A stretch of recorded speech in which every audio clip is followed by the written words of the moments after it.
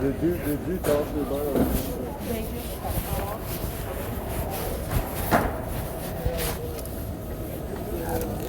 Good, Robert again. Hey. I know it's a long flight, and it's a big. Yeah, good. I know it's a big week for us, right? How so? Oscars? Well, The vote. Yeah, the vote's pretty good. The vote's pretty important. It sure is. It is Tuesday morning. So yeah, so I was gonna show up in person. Oh yeah? Yeah, and just kind of check out the place. I mean, I've been to corporate. This will be the second time now. What brought you there the first time? What's that? What brought you there the first time? Work. Yeah, I was in the area, and so thought I'd just kind of hang out for work. Yeah, and just kind of check it out. Short meeting. Yeah. Yeah, I'm looking forward to it. I do have a question for you, though. You know, why did you move away from KPMG accounting and move to Ernst & Young? Yeah, Ernst & Young. Just Yeah. because they've been around for a long time, they were charging a lot of money. Yeah. They were charging us about almost double what Ernst & Young was charging us. Well, the reason why I asked is because we've done a lot. The Dave community has done a lot of research on Ernst & Young, and just from a comfortability standpoint, it seems like they do a lot of nefarious kind of, fraudulent type of cooking of the books. Let's just quote it. You know what I mean? It's not what I've seen. If they did, the government would put it on business. Well, wouldn't you want to vet them before you brought them in? Because I mean, they've been. They're one of the big four companies. They do afford all the companies as well. They are, but that doesn't necessarily mean they're the best. You know, just because they're the top doesn't mean they're the best. When we separated from KPMG, they were under investigation by the government. They were, you're right. And that's what I was thinking too. Again, they also had a settlement last year for I forget how many in the millions. Although Ernst & Young didn't seem to be a better suit. There were a lot of reasons for the change, but honestly, one firm is good than another, and no firm is better than the other. They all do the same professional work. If they didn't, we'd have to get rid of them. Yeah. But again, KPMG was charging us an arm and a leg. Yeah. We probably saved about $4 million. Working with them. Working with them. Yeah. But I've been around business for 50 years, 40, 50 years. I haven't seen Ernst & Young cook any books. I mean, it's all, if you were just to do a quick Google search, you'd be able to find it, right? I mean, it doesn't take a rocket science just to do a quick, just a couple of taps and I'm just saying, they've been perfect, I doubt it, but yeah. do I think their record is any better or worse than any of the other big four firms? No, I don't. Yeah, I'd expect something to that degree. And then, how often do you follow some of the YouTubers on, like, with the following AMC? Do you follow them pretty regularly? I read Twitter a lot. I don't watch it. Yeah. Most of what they write is not true. There's a really interesting individual. He goes by the name of Common Sense Investor. Have you heard of him? No.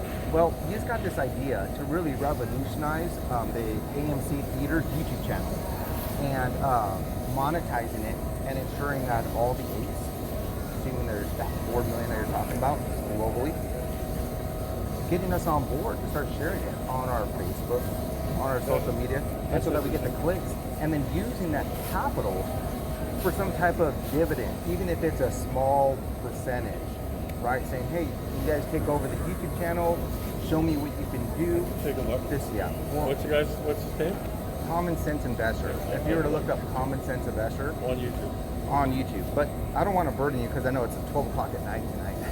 and I'm going to see. Well, are you going to be present walking around? The AMC corporate headquarters. I'll be at the meeting, but I'm actually getting on a plane right after. Right after. Yeah. Okay. So What time will you be departing? Because I'd like to be able to connect with you. and it's going to be really on Tuesday. It's going to be really tough. Yeah. It's going to be. I mean, I'll shake your hand, but there's not going to be a lot of time to talk. And so is John going to be there? It's John. I want to. Merriweather? Yeah, Merriweather. Yeah, your Yeah, he's gonna be first there. I don't know what he's going to be doing, but we're all going to be scrambling to implement the vote. I know it's going to be, and it's Computershare that's helping us with all that, right? Right. Do we really trust Computershare at this point? Yeah. I mean, even though how they handled APE and how it just became a debacle where people were getting shares, people weren't. It wasn't Computershare, it was the brokers. It was the brokers. The Okay. brokers. And some brokers handled it very well, and other brokers did not handle it well. Yeah. But that's those rubber sticks. Yeah, Computershare's been fun. I want to give you my card. Okay. This is my information. I want to leave that with you. So Sure. what I do for a living is I bring Google Street technology inside businesses and virtualize them. And so I was wondering if I could have your permission to virtualize AMC Corporate while I'm in the area. Just to kind of show people what it looks like inside corporate, all that kind of stuff. So in my backpack is all I have is my gear and my tripod. And it's essentially what the car does, but just inside their facility. So Maybe the ground floor, but not beyond that. You know, honest to God, with the amount of guns in America right now, and with the you want to keep it kind of tight. and with some of the hate that we see on Twitter, the more we show, the more we expose ourselves to people who are a little off the rocker. But you know, those people, regardless of what we're trying to accomplish here as a community, those people are going to exist. Yeah, but the more you regardless, show them the inside, the more you expose your security flaws. Last time I was at corporate and I tried to get in, there's a strict screening process from my recollection, and they don't let people in like all willy-nilly. Like you do have to get right, but that's why. But that's an example of why it's a good idea to keep security tight. Yeah. Because there are some crazy people out there. You should see what I see on my Twitter feed. Most people are very nice. Most people are very positive, but there's a lot of hate out there. Yeah, I was a gentleman at the Phoenix location that caught about maybe 8 videos. Your very first appearance, one of your very first appearance on the Super, just right before the Super Bowl, to capture a lot of video, and I captured a ton of content, and it helped cleared up a lot of concerns that we really had that have been ongoing. Right. And one of the things we wanted to know is how do we get the A community to really work alongside you and behind you? You know? Well, I think let's see how the vote goes, but if they vote the right way, then they are supporting what we want to do, and they're buying a lot of tickets to go to our theaters. And apparently, this weekend they're buying a lot of popcorn. They are. So, and that's what we've been pushing. Is we've been pushing the popcorn, we've been pushing movie theaters, and we've been showing our DNA, with what we're trying to accomplish here for quite some time. And I'm not sure if the vote really dictates what we really stand for, what we don't stand for. I think what a lot of investors are looking for is, something we would call a squeeze, right? To whatever extent that is, a squeeze. And I think what we're looking for too is something where we can take the money that we are, the profits, and put it back into AMC. Yeah, I'm aware of that. So for our kids, right? So there are some ideas we have on what might come next, but we're not quite ready to go public yet. It is almost 1 o'clock in the morning. I got an hour drive to get home. So I'm going to leave it. But nice to meet you. Nice to chat. It's always a pleasure. I hope I do get to see you in person. And I do appreciate all your hard work and your attentiveness to the community. I think what you have is so unusual and so dynamic. And I don't want you to forget that. Because you really do have. Oh, I tweet every day. I know. Oh my God, you've got hundreds of thousands of people millions that are willing to go arm in arm if they can believe in you, if they can trust in what you're doing. But you've got to build that. You've got to cultivate that. No, I've been cultivating and it a lot of them aren't feeling built, and a lot of them aren't feeling cultivated. So, and a lot has to do with just your stance on where we're at with synthetic shares. Obviously we're on the threshold. Huh? There are no synthetic shares. You're all lying to yourself. You know how I know? If there were billions of shares that were voting in this election, you would see them. Yeah, they're not voting. How do you know? How do you know Computershare isn't? You know how I know? Because when we issued 517 million apes in August to 517 million shareholders in August, if you guys are right that there are 4 billion shares, then the holders of the 3.5 billion shares would have said, "Where's my ape?" Right. How many complaints do you think we got that you were a shareholder of AMC? I don't mean there was a 2-day delay or a 4-day delay because some broker screwed up. Right. But by middle of September, how many of the 517 million shares, how many told us they never got their ape? I would say at least 100,000. None. Zero. None? Nobody None. complained to Not you one. directly? No, they didn't complain to anybody. None. Zero. Complaint? Zero. There are no synthetic shares. What about the on-balance volume that is being tracked? The on-balance volume. So the on-balance volume it tracks basically the performance of the stock, of the money flowing in and the money flowing out. Even though the stock is showing a steep drop, the on-balance volume is staying skyrocketed. And if you were to compare that to like a Tesla stock and a Ford stock, you would notice the on-balance volume comes down and up over the course of time, right? But the on-balance volume, no one has sold that. And so the share count that you were actually referring to doesn't even include our brothers and sisters from other countries, Sure. yeah, sure. So the Well, EU, sure it does. Sure it so does. they're able to vote, is what you're saying? If their broker allows it, Okay, but if their broker doesn't allow it, then they can't vote. But you'll find out on Tuesday whether we have more votes coming in than we have shares outstanding, or fewer votes coming in than we have shares outstanding. I want it. I wish I could go walk alongside you, for a few more minutes. Can I walk you to where you're walking to? With your car? Walk me to my car. Yeah, let's walk you to your car. You lead the way, Aaron. I think it's, I don't know, it's a very airplane. I think the elevators are probably. No worries. So, what the problem explains that we decided is there is a lot of short selling of stocks, and there's also a tremendous amount of option trading Right. in our stock. Mm-hmm. Put and call. Writing in the bottom. But if there's more demand to buy the stock goes up. Yeah. If there's more demand to sell the stock goes down. Right. So your circle of influence, I would say, how sophisticated are you to bring you this type of information? Are they somewhat, or I'd say very sophisticated. very sophisticated? Okay.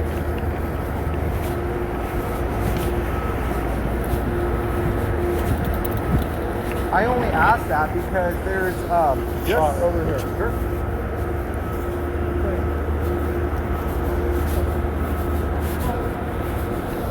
You want me to help you one on there? No, I'm good. Sure. What you know, I don't know who named John Cool. John Cool, call it that. It's a tremendous trading off exchanges. That doesn't mean public trading. That's just what it does. A lot of it's crazy. As you read about that, and you assume that some of the better thought or textbooks. Real sick. And so when you file the claim with FINRA, right? Because we've been on the threshold now for what, 25, 26? Something like that, yeah. Do we have a file number that we can follow along to see where that? No. So was it just a phone call, or was it? I wouldn't say it's just a phone call, but yes, we telephoned them and spoke with them. Okay. In some detail. In some detail. Okay. And so why didn't we file a complaint with them, knowing that? I mean, are you aware that APE is the #1 shorted stock on the NASDAQ out of the, how many hundreds, if not thousands, of stocks that are traded on the NASDAQ? Robert, Yes, sir. last I looked, which was like last week, there are only 5 million short apes out of 900 million. It's a very small number. It's a quarter of the short selling of AMC Common, which comes back to where you're going with all this. You're looking for all over the place where they don't exist. And you don't want to hear that. And a lot of people who believe what you believe don't want to hear that. I mean, not if the data is saying it. I mean, if it's on the NASDAQ and if it's If what's in the NASDAQ? if it's showing that it's I being just told shorted. you, we have 5 million short shares. My phone's out. Sorry. Last I looked, we had 5 or 6 million short shares out of 930 million. On APE or AMC? Ape. Okay, APE, yeah. On AMC, we had 125 million short shares out of 517. And it's always changing every single day. You notice that, I'm sure, right? Yeah, it's a Yeah. stock market. Yeah, We of have course. Stuff trades in the millions each day. So, AMC on a threshold for 26 days, which is almost second to GME. Does that not give you any red flags that there might be some type of Yes, manipulation? that's why we call the New York Stock Exchange, and that's what we call Penny. But do you really feel like a phone call is good enough? Yes. But what What is would you have us do?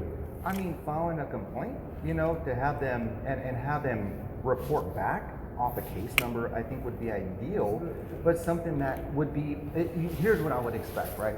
So just to be blatant with you, if you were to go onto it and say, hey, we filed a complaint with FINRA.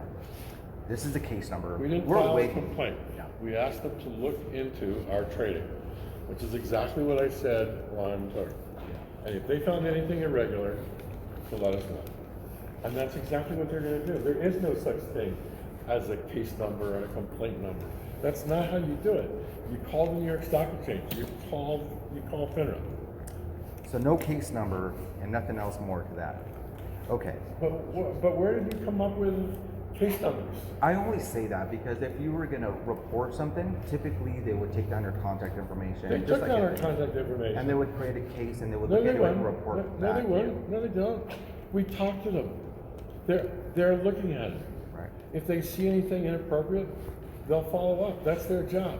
Aaron, I got to say, I love y'all to all dance. Adam, sorry, Adam. I know I call you Aaron. Adam, you know, this is obviously a very sensitive movement for a lot of people. And I think it's...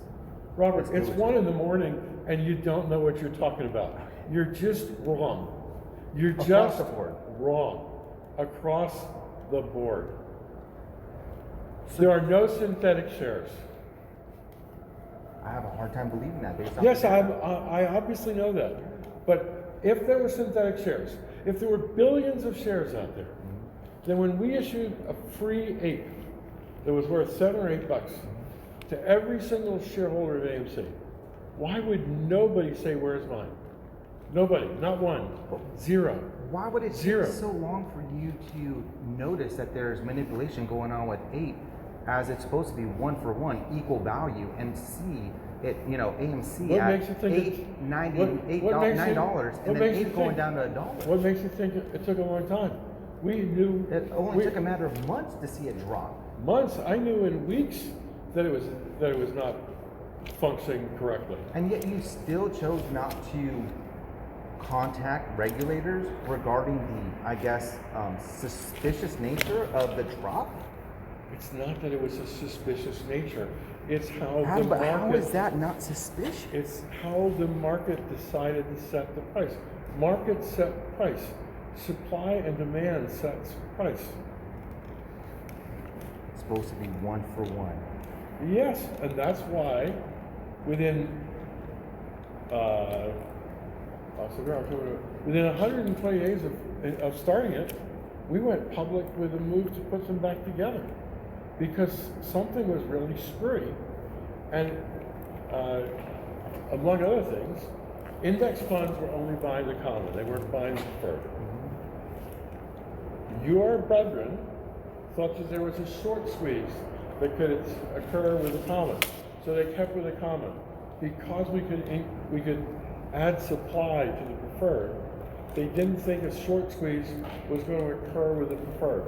So your brethren were not buying apes or holding apes the way they were buying and holding common. It makes no sense. Something that is worth absolutely the same thing should not be trading for 1/7 the price of the other thing. And so in 120 days, we made a public filing to put them back together. It doesn't, you don't do a public filing like that in 2 days.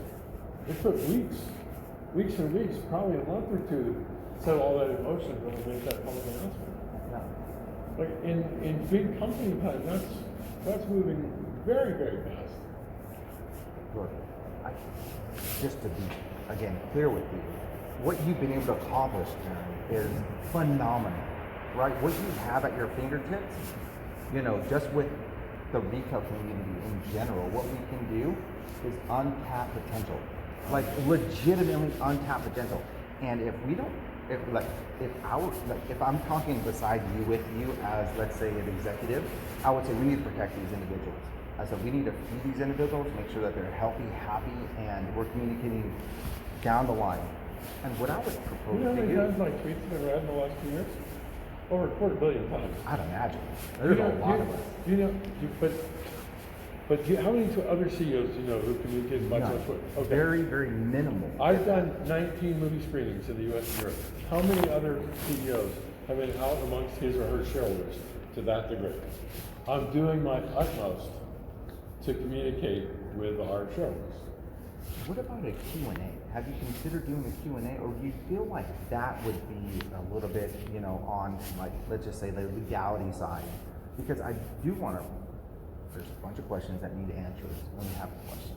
But that's not, the problem with your Q&A, first of all, there are strict limits on what I can say and when I can say it and how I can say it. I know. But beyond that. I know. We don't want to slander anybody, you know. I think the deal with Antera, I mean, people are just through the roof with it. I mean, they're literally through the roof with it. I don't care. Antara saved our bacon. I don't believe that. I honestly, I'm not fully convinced that Antera saved our bacon, because we could have sold that much higher. And that's what, just looking at the numbers, we could have definitely done a little bit more and maybe sold a little bit higher and maybe negotiated a better rate with them. Not that I'm saying the deal wasn't good. We just, appears to be, we gave away the boat. That was the market price on the day that we did it. I don't like the fact that it was the market price the day that we did it, but that was the market price. Do you think that they're going to pay double the market price? Do you think they're going to pay 50% more than the market price when they could just go into the stock market and buy it at that number? Do you think they're going to pay more? I don't want to be one-dimensional, because I'm not sitting in your boardroom to see what other kind of deals are coming in and what we say yes to, what deal. That was the best deal. And they gave us $200 million, $210 million, $110 million cash and $100 million of debt turned in. $210 million at market. I know. Well, you say you know, but you don't believe it. No, I do. I see the numbers. I get it. But I got to go back to some of the material that you put out in the past, talking about how we've got enough cash reserves to float us for the next 12 months, for the next 16 months. There's countless. That was after the Antara deal. Yeah. That was not before the Antara deal. That was after the Antara deal. That may be so. No, that not maybe so. That is so. Okay. Okay. And we raised about $310 million between September 22 and December 22. A lot of that came in because of the Antara deal. Apes were selling for 69 cents before the Antara deal. After the Antara deal, they were trading between $2 and $3. That means that we got somewhere between triple and quadruple or quintuple the amount of money per share that we would have gotten had there been no Antara deal. Right. So the 850,000 that we had cash reserves, is that including million? Yeah, 850 million that we have in cash reserves. Is that including the Antara deal, or is that kind of in a okay? So that's all combined.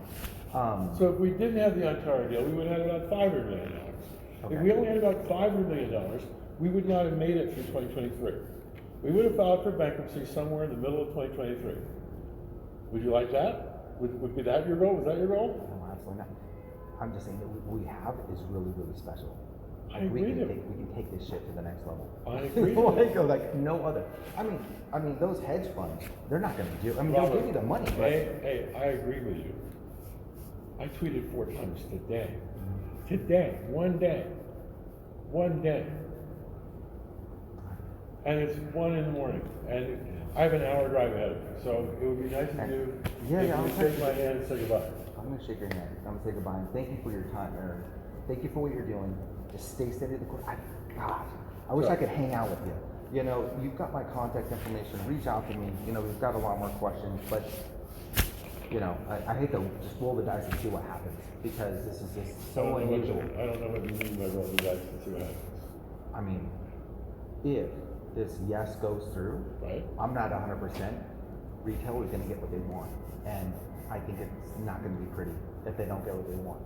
Not to you, I'm just saying to the brand, because people that are investing currently right now need an ROI, because they've lost and they're losing currently significant amount of money. Some of them. I would say quite a few of them, unless the reverse split does happen and the new investors get in there. People who bought in December have more than doubled their money in 2 months. Depends if you're talking about 8, maybe. No, common. Common was trading at $3.50 a share in December. Now it's trading around $5.50. So it was up at 7. It was double their money. Now it's up 50%. But look, I can't guarantee that people who bought stock are going to see a profit. All I can do is do all in my power to communicate with our shareholders, which I do, to raise cash for the company so we don't run out of money while we're waiting for the recovery to finalize, and to run the company really well so that it is a successful, thriving company. And the stock price will be the stock price.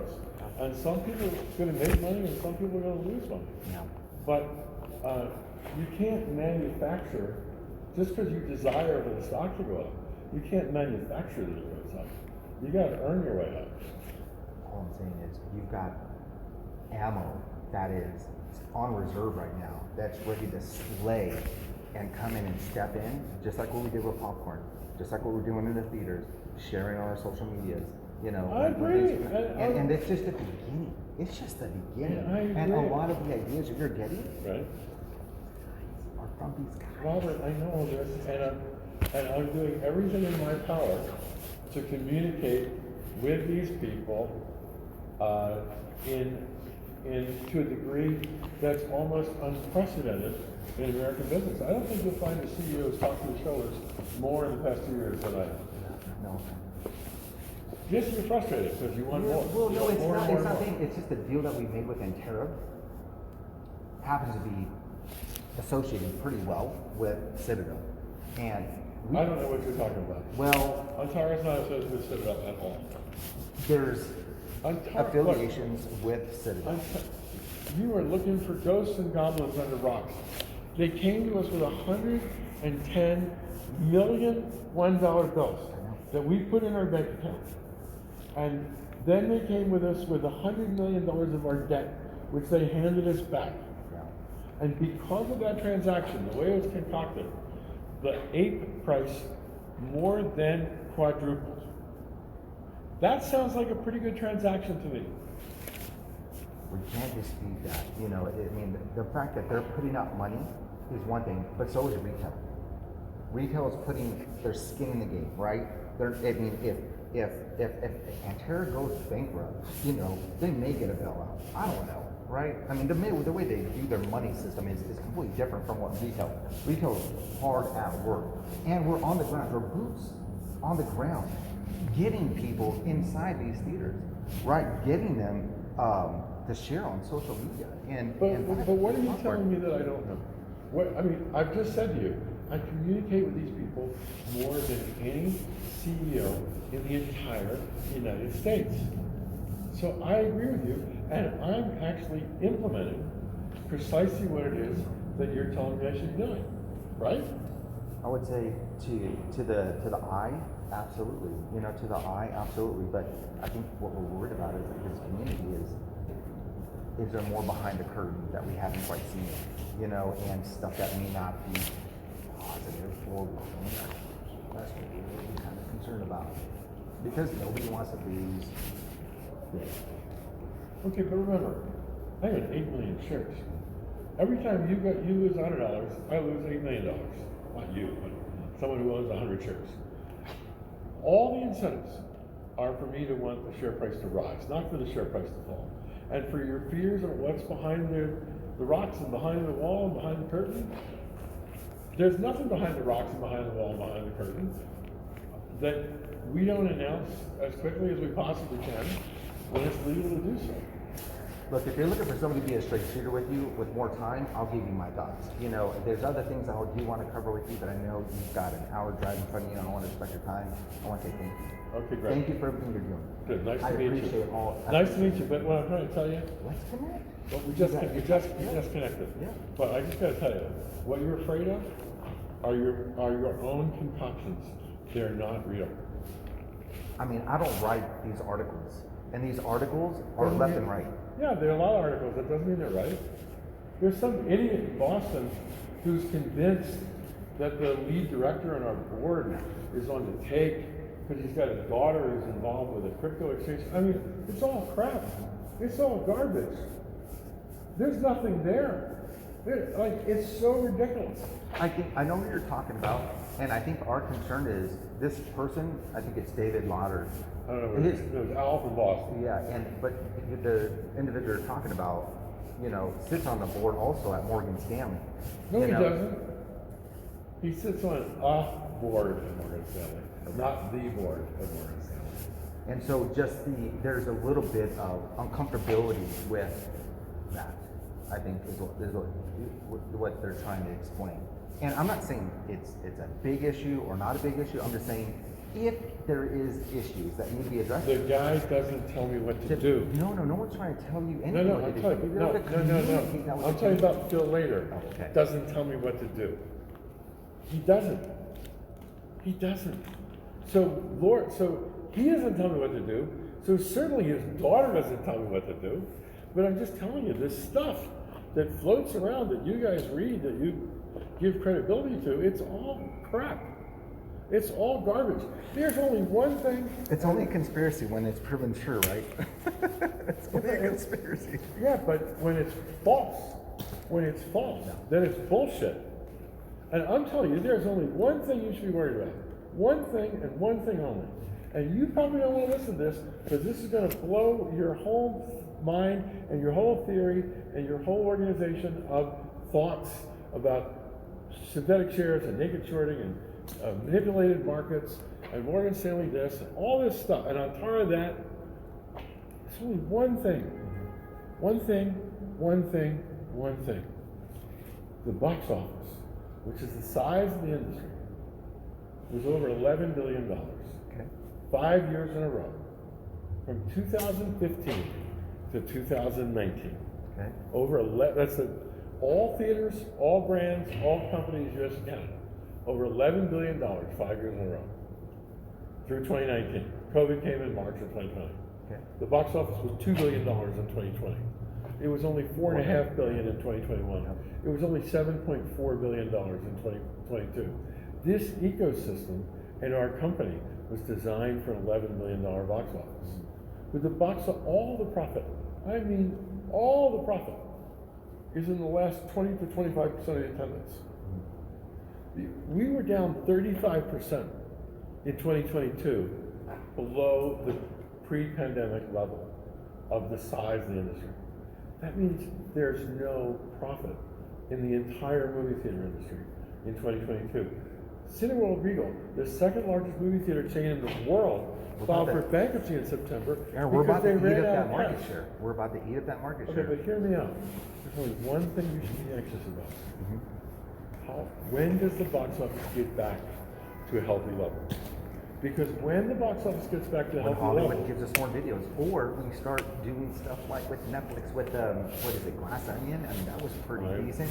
Things like those. I talked to one of the senior guys at Netflix last night. Butts in the seat, but also a couple butts with the seat with the ape community, making sure that we're sharing this on social media and getting people's ideas about this trailer. But we're doing that. But it doesn't change the fact that the box office in 2022 was $7.4 billion. When all the profit is between 9 and 11 billion, all of it. That's why our stock has collapsed. Our stock has collapsed because the recovery has taken a lot longer than people would have hoped.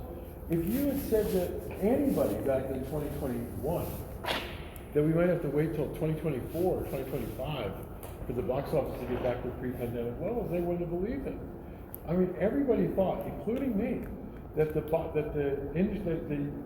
movie theater industry would have bounced back by 2022 or maybe 2023, and that's what you ought to be looking at. That's what's under the rock. That's the concern. So getting these guys more into the movie theaters is what you're saying. Getting them in there. Yeah, but you know why there were fewer people in movie theaters in 2022? Because Hollywood released fewer movie titles. titles. It was like what was it, 173 or something, or one? It was about half of what they did in 2019. We expected at least 400 any given year or something like that around that. Depends on the size of the movie. But yeah, but in 2022 they released half the movies they released in 2019. That's the problem.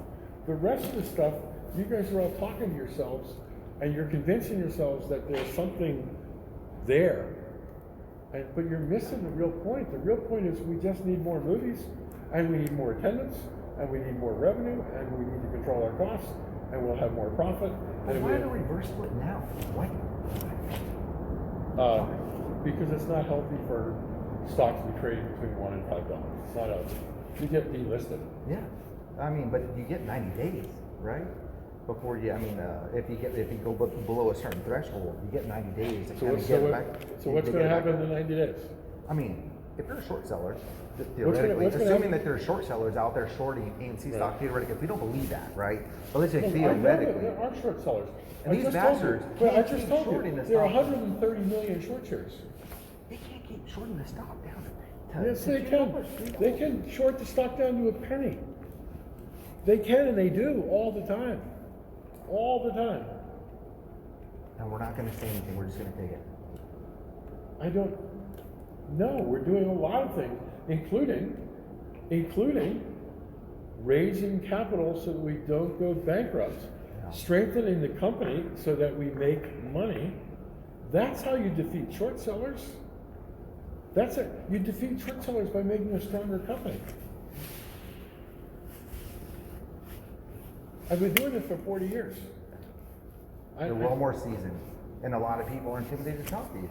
But I think if you were to open up a platform, just consider it, to address some of these questions, But if I address these kind of questions, I guarantee you, you'll be more dissatisfied rather than less. Because I will either have to not answer because the lawyers won't let me, or answer in a way that tells people what they don't want to hear. How pissed off are you with this right now? Are you pretty mad? Not at all. Are you sure? I'm a little pissed off at you because it's 1 in the morning and I want to go home. I'm so and sorry. You're asking me about theories that are ludicrous. You don't want to hear it, but they're ludicrous. Antara was fabulous for this company, not bad for this company. You're convinced there's synthetic shares. There aren't any. Yeah, I guess I keep on telling. I've said to you 3 times what the problem is. The problem is we need more movies, we need more attendance, we need more revenues. You know how many tickets the company sold in 2019 in the U.S.? 250 million. You know how many we sold in 2022? 150 million. That means 100 million. Think about these numbers. 100 million fewer people came into our theaters. The average person buys $8 worth of food and beverage, $7.50. Okay, if 100 million people fewer come to the theaters, and the average person spends $7.50 on food, that means $750 million of food revenue isn't there because 100 million fewer people came into the theaters. These are the problems, not the stuff you guys are talking about. We just and so I mean, were you a person who was afraid of dilution or wanted dilution in 2021? I think I was absent about that because I didn't know. I mean, because I didn't follow the market very closely, and I was just like, you know what? Let's just let Aaron do his thing. Right. I'm not a yes or no. I couldn't get behind it, but that would have made a lot of sense. Now that I look back, that would have been brilliant to do. And we didn't do that. And how hard did I push to try to get people to do it? Pretty hard. We could have sold 100 million shares and raised $4 or $5 billion. But not as hard as you've been pushing for this reverse split. I mean, this reverse split, I mean, you've covered the whole. Do you want to be delisted and thrown off the New York Stock Exchange? Do you think it would be good for AMC stock holders if we are thrown off the New York Stock Exchange? It's a simple question. It's a yes or no question. Not. Okay, guess what? If we don't do the reverse split, we're going to get thrown off the New York Stock Exchange. It's that simple. There's nothing more you need to know. So if you think it's a good thing that we're going to get thrown off the New York Stock Exchange, then vote against the reverse split.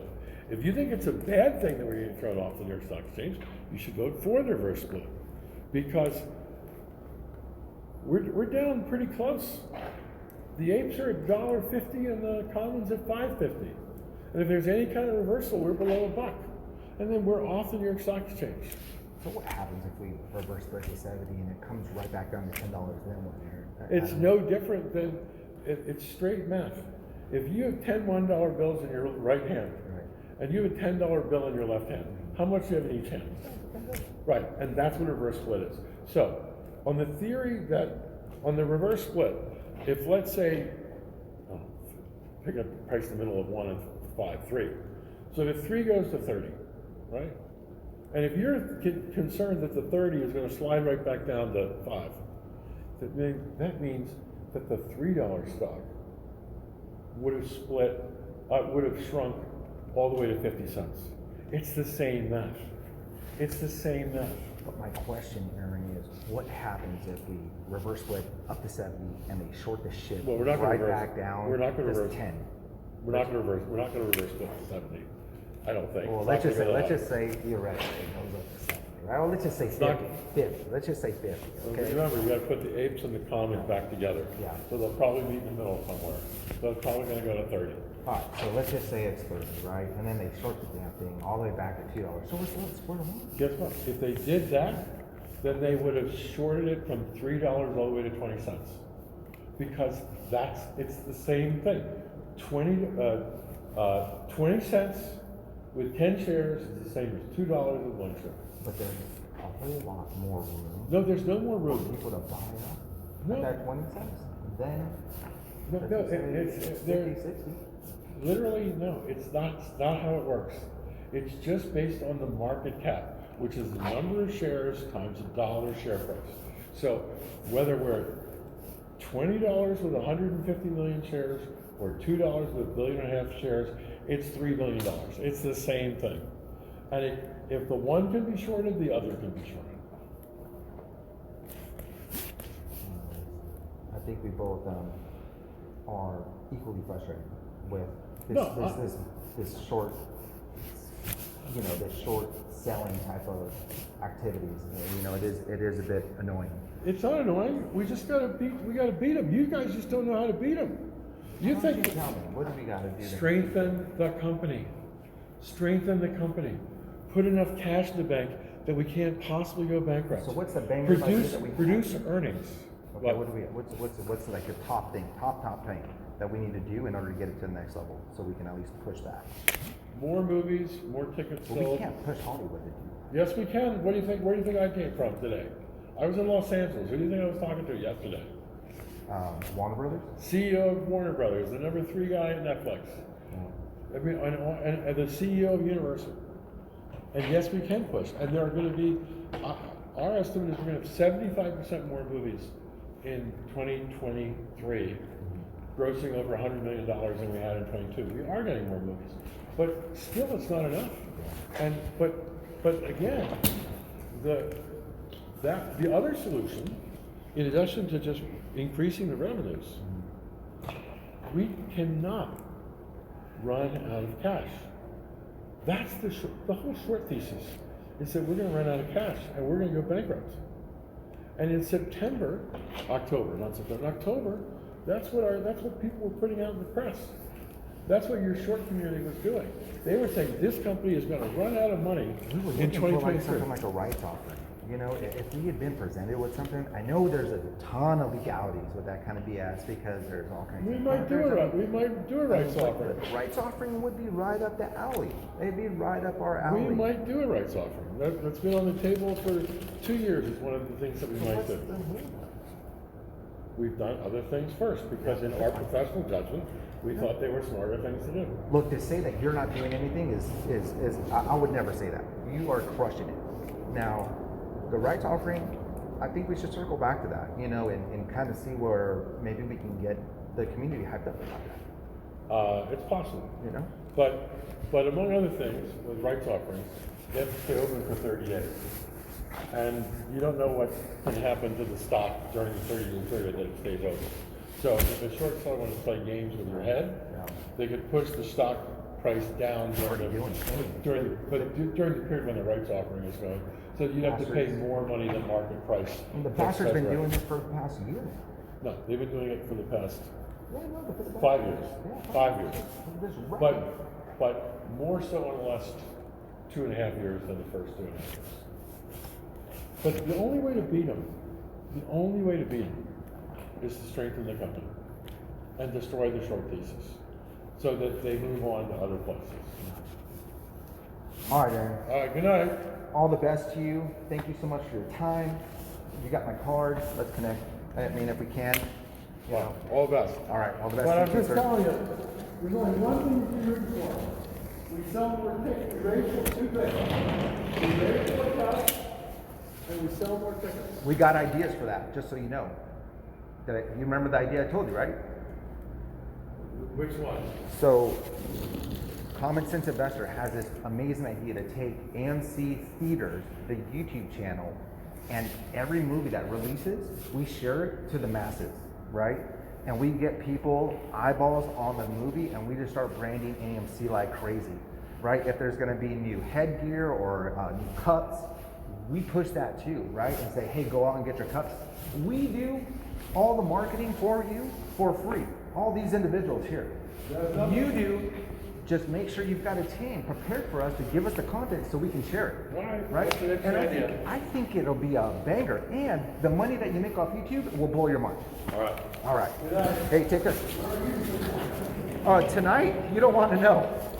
You don't want to know. I'm sleeping here at the. Yeah, you don't want to know.